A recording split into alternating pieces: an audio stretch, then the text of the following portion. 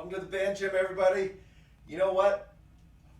I have this question asked to me at least once a week.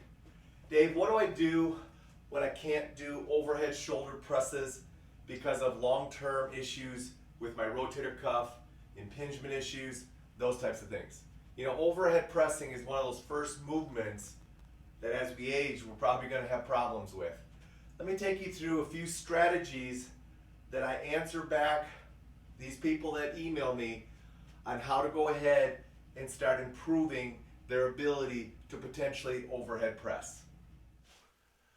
So we're going to get you into doing some shoulder distraction in a minute, but before we do that, the first thing you want to go ahead and do is make sure that there's no myofascial problems with your shoulder. So you want to go ahead, take a foam roll, lay on your side, and start moving through the posterior part of your shoulder, which will typically be the area that you find to be painful. If that's painful, you need to start working on a lot more foam roll and mobilizing that area to free up that rotator cuff, because myofascially it's bound down.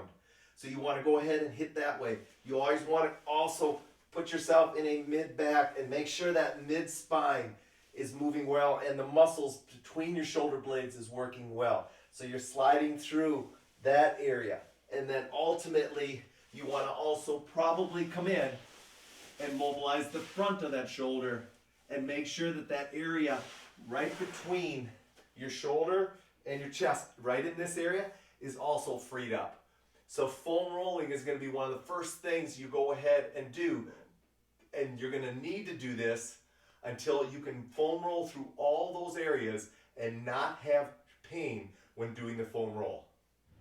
So one of the first things I'm going to go ahead and suggest for rotator cuff problems is to start incorporating some kind of mobilization to the shoulder.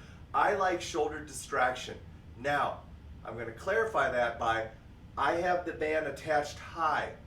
You may not be able to go ahead and do some of the distraction work at a high contact point. You may have to attach it lower down onto a bar, but ultimately the goal is to go ahead and create shoulder distraction, because a lot of times the shoulder improves with joint distraction. So you've seen me do this a lot, but just going ahead and letting the band distract your shoulder.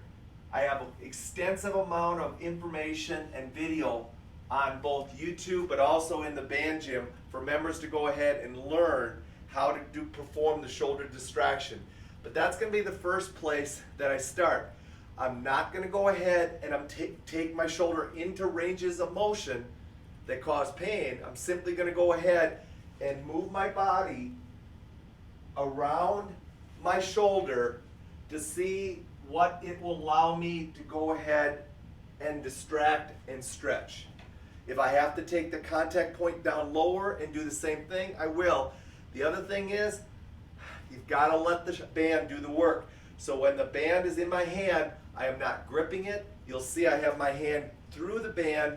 I've got a shorter version of the band here so that I can have more room to work with.